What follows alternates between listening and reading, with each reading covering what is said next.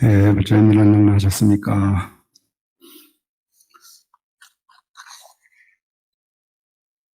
다음 주가 벌써 땡스 기빙이 되죠. 아마 휴가들을 가시고 또는 이제 뭐 한국의 추석과 같은 거니까 많이들 아마 이제 여행들을 하시는 것 같아요. 자, 오늘은 그 설법의 내용을 부처님의 수명, 부처님의 수명은 얼마나 될까요? 부처님의 수명, 목숨. 사람은 보통 몇 살까지 살죠? 요즘 많이 살면 90살까지 살죠. 보통은 이제 한 80부터 좀 생명이 위태위태하죠. 근데 부처님의 수명은 얼마나 될까?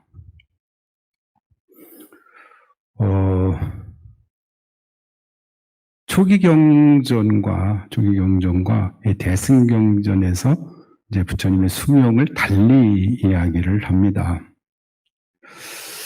역사적 부처님 수명은 얼마예요? 역사적. 우리 인도에서 시달다 태조로 태어나서 이제 보리수아래에서 깨달음을 얻으신 부처님의 수명은 80세, 그죠?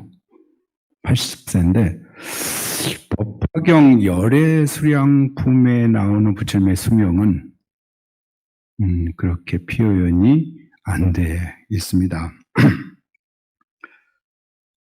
법화경이라고 하는 경전 이제 대승경전이고요. 거기에는 여러 이 방편과 비유 그리고 부처님이 말씀하시려고 하는 그 생명의 실상을 이야기를 합니다.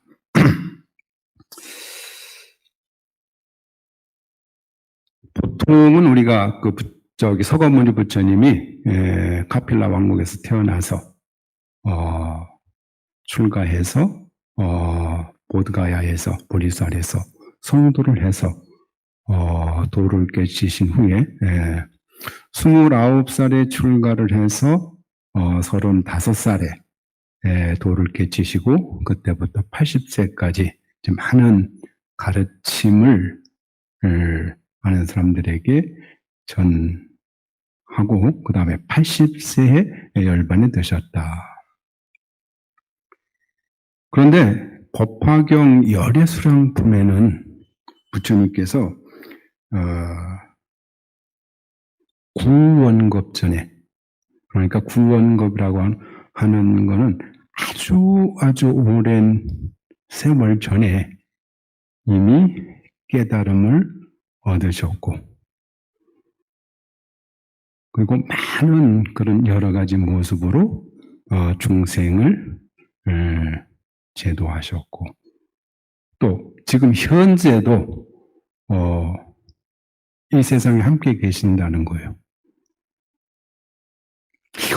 우리는 분명히 2600년 전에 부처님이 인멸하셔서 이 세상에 안 계시는 줄 아는데 이 대승경전의 법화경에서는 부처님이 2600년 전에 이렇게 태자로 태어나서 그렇게 도를 닦아서 성도를 하고 45년 설법하고 열반에 드셔서 이 세상에 안 계신 게 아니라 구원급전에 깨달음을 이루시고 구원급전에 이미 많은 중생을 제도하시고 지금도 제도하고 아직도 남은 수명이 한량이 없다. 이렇게 나오거든요. 이제 비유를 하자면은 500 천만억 나이우타 아승지거 이렇게 나와요. 이 삼천대천 세계를 어떤 사람이 부수어서 그 아주 작은 티끌을 만들어 가지고 그것을 동방으로부터 1000만 원 나유타 성지 세 개를 지날 때마다 하나씩 떨어뜨린다는 거예요. 이렇게 해서 그 모두를 다 떨어뜨렸다고 해도 그 많은 세계를 떨어뜨리지 않은 세계까지 있다는 거예요. 그 많은 세계의 어떤 우리가 상상으로 한번 생각을 해보세요. 이제 삼천대천 세계 하면 인도의 이 상상의 산이 있어요. 그걸 수미산이라 그래요. 수미산. 인도 사람들이 고대에 생각했던 이제 우주관이에요. 수미산을 중심으로 1000개의 세계가 있대요. 1000개. 그게 보통 소천세계라 그래. 그 소천세계가 1000개가 있는 것을 중천세계라 그래요. 그리고 중천세계가 1000개가 있는 것을 세계. 그래서 이걸 합쳐서 삼천대천세계다. 이렇게 이제 이야기를 하거든요. 그러면은 이 세계가 1000 곱하기 1000 곱하기 1000이에요. 이걸 이제 삼천대천세계라 그래요. 보통 경전에 많이 나타나죠. 금강경에도 나타나고 여러 경전들에 이제 이 삼천대천세, 그러니까 우주의 광활한 우주를 표현하는 그런 이제 세계를 이야기를 하는데 그것을 다 부수어서 가루를 내서 티끌하면은 좁쌀보다도 작겠죠. 그걸 세계 하나하나에 떨어뜨린다는 거예요. 그럼 그 세계가 얼마나 크겠냐, 생각으로 헤아릴 수 있느냐. 그러니까 제자들이 그걸 어떻게 생각으로 헤아릴 수 있겠느냐. 그죠? 이 한량없는 그러니까 우리 계산으로 셀 수 없는 이 세계에 이제 부처님이 이 세계 그것보다도 더 많은 세계 이전에 이미 성불을 하셨다는 거예요. 성불을 하셨는데 이 성불을 하셨는데도 불구하고 우리 중생들을 위해서 부처님이 돌아가시는 모습을 보여주셨다. 왜? 그래서 이제 이유를 설명을 하시거든요. 이유를 설명을 하시는데, 이 부처님이 계속 이 세상에 계신다고 하면은 보통 우리들 깨달음을 얻지 못한 우리 중생들은 부처님이 계시니까 나는 그냥 언제든지 가서 법문을 듣고 나는 언젠가는 나도 깨달음을 얻을 수 있겠지. 아니라는 생각을 하고 항상 계신다고 하는 생각을 하면은 존경하는 마음을 일으키지 않는다. 그래서 수행을 게을리한다. 그래서 이 세상에 일부러 우리 중생들이 생각하는 죽음의 모습을 보여주신 거라고요. 그렇지만 부처님은 우리 중생들을 위해서 짐짓 열반의 모습, 죽음의 모습을 보여주신 것이지 실제로 죽은 것은 아니다. 돌아가신 것은 아니다. 열반의 모습을 보이신 것은 아니다. 이제 비유를 이 이야기에 대한 비유를 이제 설명을 해 주시거든요. 그러니까 법화경에는 이 방편과 비유에 대한 게 7가지 정도가 나와요. 근데 여기 이제 7번째 비유 중에서 어떤 아주 사람을 잘 고치는 의사가 있었는데 의사가 이렇게 잠깐 집을 나간 사이에 자식들이 엄청 많았대요. 지금도 아마 뭐 저쪽 이슬람 문화권은 아이를 굉장히 많이 낳죠. 그리고 고대에 아마 인도에 이렇게 거부들 좀 이렇게 잘 사는 부자들은 여러 부인을 많이 두기도 하고 또 이렇게 자식을 많이 낳았었던 모양이에요. 아이들이 의사 아버지가 나간 사이에 약을 잘못 먹어서 그 약이 독약이라는 거예요. 독약을 먹고 약간 이제 몇몇은 정신이 이제 완전히 정신을 잃은 상태이고 몇몇은 조금 괜찮은 상태이고 그냥 아버지가 이제 의사 아버지가 집에 들어와서 보니까 아이들이 완전히 독약을 먹고 정신이 나가 있잖아요. 그래서 아들에게 이제 약을 지어서 먹게 했다는 거죠. 근데 약을 먹은 아이들은 금방 바로 제정신이 돌아와서 괜찮았는데 약간 이제 독약에 취해서 너무 정신이 나간 아이들은 약을 먹지 않았다는 거예요. 이제 이 의사 아버지는 방편으로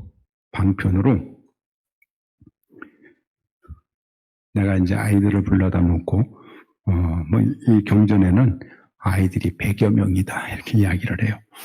아이들을 불러놓고 내가 지금 이제 나이도 많이 먹고 나도 아마 얼마 있으면은 죽을 거다. 그러니까 일단 약을 먹지 않는 아이들에게 내가 이 약 처방해서 약이 있으니까 내가 혹시 없을 때라도 꼭 이 약을 먹도록 해라. 그리고 이제 외국을 가버렸다는 거예요. 다른 나라로 가서 자기 아는 사람들에게 소문을 내게 했대요. 거기서 죽었다. 다른 나라 가서 네 아버지 죽었다. 그러니까 이제 이 소문을 듣고 아이들은 이제 걱정을 한 거죠. 큰일 났다. 여태까지 우리 아버지를 의지해서 그렇게 잘 살았는데 아버지가 남기신 이 약을 먹어야 되겠다. 해가지고 이제 나머지 아이들도 약을 먹고 이제 정신이 돌아왔다 하는 그런 이제 이야기가 나오거든요. 여기서 이제 부처님 이런 설법을 해요. 거기에서 의사 아버지가 아이들을 위해서 아이들의 정신을 바로 차리게 하기 위해서 한 말이 거짓말이냐 이렇게 물어봐요. 거짓말이냐? 그렇지 않다는 거죠. 그것은 이제 생각을 해보세요. 의사 아버지가 아이들에게 약을 준 것, 이것은 거짓말이 아니라 방편으로 해서 제정신이 들게 하기 위한 방편을 쓴 거죠. 죽었다고 이야기하는 것도. 그렇듯이 이제 여기서 의사 아버지는 부처님을 이야기를 해요. 거기에서 이제 나타나는 아이들은 보통 중생들을 이야기를 합니다. 그러니까 좋은 이제 약이라고 하는 것은 가르침이죠. 부처님 이제 설법을 해서 우리가 바른 정신으로 살아갈 수 있는 그런 가르침을 주는데 안 먹어요. 보통 이제 아이들을 이렇게 키우셨을 때 그러잖아요. 이렇게 동물들도 그렇더라고요. 아이들한테 이렇게 약을 먹어요, 안 먹어요? 애들. 약 안 먹죠. 그래가지고, 거기다가 뭐 다른 것을 타서 아이들이 좋아하는 사탕에다 발라주든지 과자에다 넣어주든지 아니면 아이들이 좋아하는 거에서다 살짝 넣어서 아이 아플 때 약을 먹게 하죠. 경리도 똑같이 나와요. 그러니까 아이들이 좋은 약임에도 불구하고 먹지 않듯이 좋은 가르침을 부처님의 가르침을 따라 수행을 하고 하면 그 법을 들으면 마치 좋은 약을 먹은 것처럼 우리가 이 건강한 정신으로 삶을 평화롭게 행복하게 살 수 있을 텐데 안 먹는다는 거죠. 좋은 것인데 불구하고. 그래서 짐짓, 예, 부처님이 돌아가셨다고 하는 방편을 써서 아이들 약을 먹게 하듯이 부처님 80세에 열반에 드신 그 모습이, 부처님이 항상 계신다고 하면은 게으르고 존경하는 마음도 갖지 않고 수행을 안 한다는 거예요. 그래서 열반의 모습을 보이신 거다. 이런 비유가 나와요. 그래서 생명의 실상에 대해서 이야기를 하거든요. 자, 우리는 보통 이제 부처님의 수명이 80살이 아니고 무한하다고 이렇게 부처님의 수명을 경전에서 표현하듯이 우리의 생명도 그렇다는 거예요. 그러니까 우리는 어떤 것을 보냐면 지금 이렇게 생긴 이 모습이 태어나고 없어지는 거, 이것을 수명으로 본다는 거예요.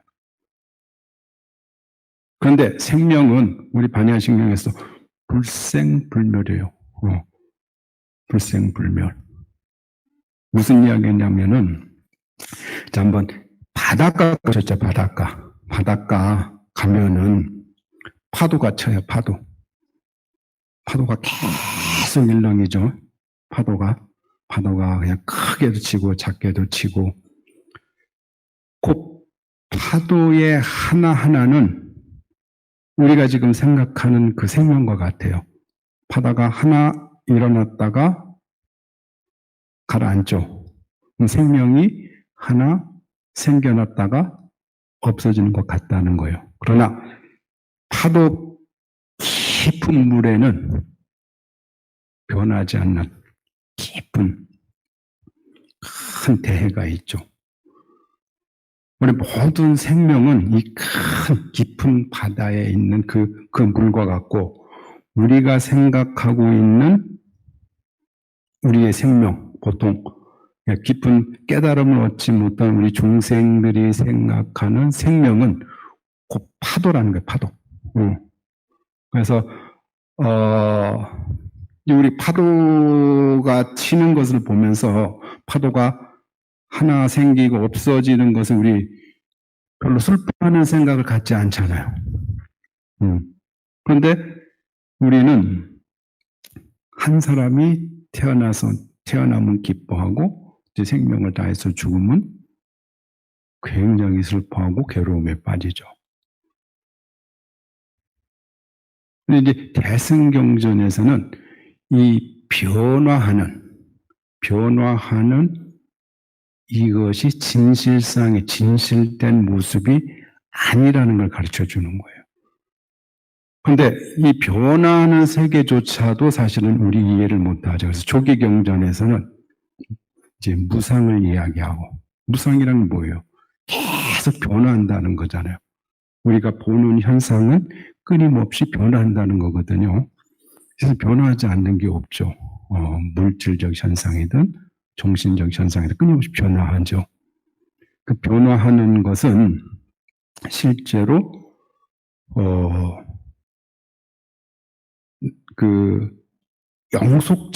변화하는 것에 영속적인 어떤 그런 실체가 없다고 이렇게 가르치죠. 변화하고 영속적인 실체가 없다는 것을 알면 열반락, 불교에서 이야기하는 궁극적 이상의 경지, 열반락을 얻는다. 열반적정이거든요. 이것을 모르면 일체개구죠. 모든 것이 괴로움으로 나타나죠. 괴로움으로 나타나요. 그런데 이런 현실에서 나타나는 그런 현상계의 모습도 우리는 잘 모르고, 또 대승경전에서 나타나는 모든 생명은 마치 큰 대해에, 깊은 대해의 물에 있는 생명의 한실상이라는 것도 모르고 살고 있다는 거예요. 부처님은 그것을 우리가 지금 태어나서 각각 개인의 어떤 삶을 보면은 뭐 태어나서 바로 죽는 사람, 태어나서 뭐 20, 30년 살다가 죽는 사람들도 있고 뭐 60년, 70년, 80년 뭐 다 100년 미만이죠. 100년 미만이요. 그런데 그 100년 미만의 삶을 우리 제한된 눈으로 보면은 100년 미만의 삶이지만 우리 생명은 영원하다. 그래서 이제 예를 들어서 부처님이 성경에 이런 이야기가 나오죠. 부처님이 이 세상에서는 입적을 하셨어. 돌아가셨어. 그랬는데 저 천상세계에서는 좋아서 난리가 났다니까 부처님이 이제 다시 우리가 사는 세계로 오셨다. 그러니까 이제 그렇게 생각을 하면 우리가 태어나고 죽는 생사 문제라 그러잖아요. 태어나고 죽는 문제. 부처님은 태어나고 죽는 문제를 어떻게 해결할 것인가 이 문제를 가지고 사실 출가를 하셔서 도를 이루셨어요. 근데 대승경전에서는 이거를 우리가 어떤 현상적으로 나 자신, 나 각각의 개인을 굉장히 제한적으로 이 몸 하나로 보는 우리 생각 때문에 이제 생명을 7, 80년으로 제한을 하고 이것이 소멸되면은 내가 없어지는 것으로 생각을 해서 굉장한 괴로움에 빠진다. 근데 부처님께서는 그것이 아니라고 이야기를 하는 거예요. 법화경에서 우리의 생명은 마치 구름이 인연이 돼서 생겼다가 구름이 생겼다가 인연이 되면은 구름이 흩어지고 또 다시 구름이 생기듯이 이제 어떤 그 대승기실론 같은 데는 그건 일심으로 표현을 하는데 크게 우리의 그 마음이 있잖아요. 마음을 크게 두 가지로 구분을 합니다. 보통 이제 진실된 마음, 부처님 마음 같은 불심이라고 하는 그 마음을 진여라고 표현을 하고 또 똑같은 마음인데 생멸하는 마음, 그것은 이제 번뇌와 같은 거죠. 그래서 어떤 학자는 이렇게 표현해요. 마치 이 종이에 여러 글들이 쓰여 있죠. 또 여기다가 이제 그림을 그릴 수도 있고 또 뭐 다른 여러 가지를 할 수가 있는데 말하자면은 아무것도 글이나 그림이 그려지지 않고 아무것도 써여 있지 않은 그 하얀 그 자체 이것을 진여 우리의 원래 청정한 마음이다 이렇게 표현을 해요. 그래서 지금 보통 우리들이 아이고 마음이 아파 마음이 복잡해 그냥 마음이 좀 슬퍼 뭐 이렇게 했을 때 일어나는 그 마음 똑같은 마음이라고 우리가 쓰지만 그 마음은 마치 이 하얀 종이에 그린 그림이나 글이나 그런 것과 같다는 그러니까 마치 번뇌를 이제 표현하던 그런 것들은 이제 번뇌죠. 똑같은 마음이지만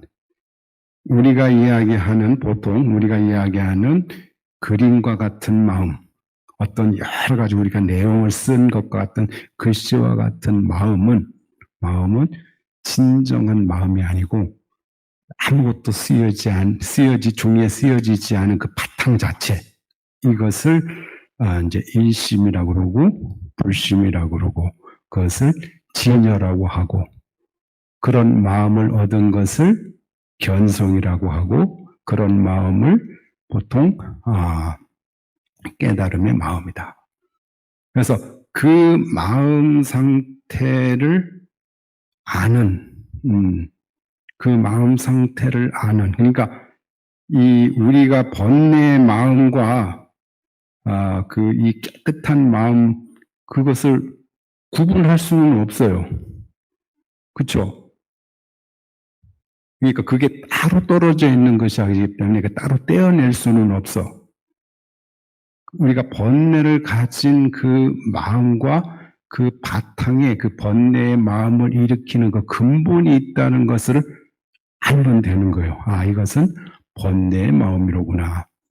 이것은 마치 허공은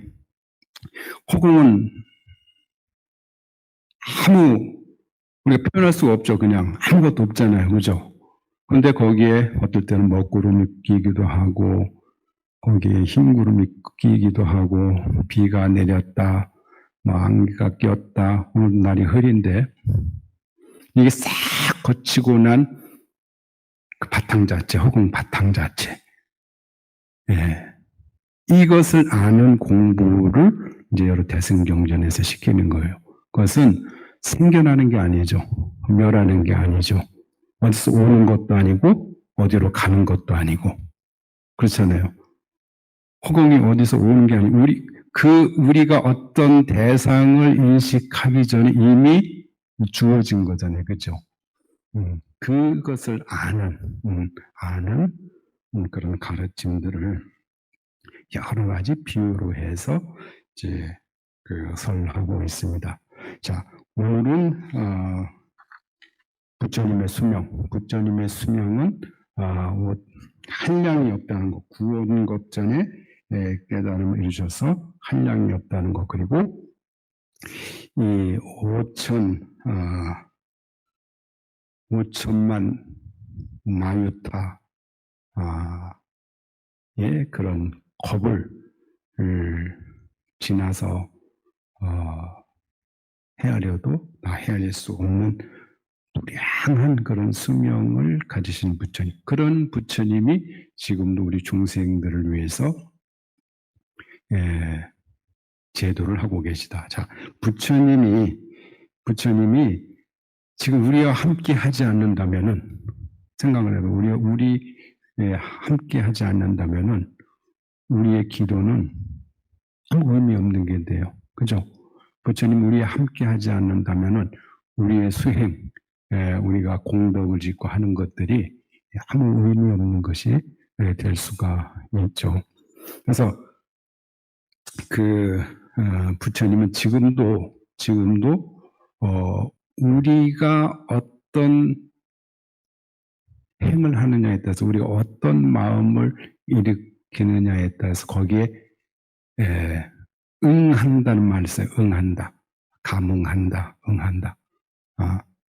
자, 우리가 살아가는 세상을 가만히 살펴보면 내가 아무것도 하지 않고 가만히 있으면은 아무 일이 일어나지 않아요. 아무 일이 일어나지 않아요. 근데 우리가 뭔가 액션을 취하잖아요. 액션을 취하면 거기에 따른 여러 가지 현상들이 전개가 되죠. 그러니까 수행도 마찬가지. 수행도 우리가 어떻게 얼만큼 하느냐에 따라서 끊임없이 현상적으로 나타나고, 선업을 지으면은 선업에 대한 그런 좋은 결과들이 나타나고, 악업을 지으면은 악업에 대한 그런 결과들이 나타나고, 이제 이런 것들을 말씀을 하시는데, 인간의 부처님의 수명이 한량이 없듯이 우리 인간의 수명도 한량이 없다. 자,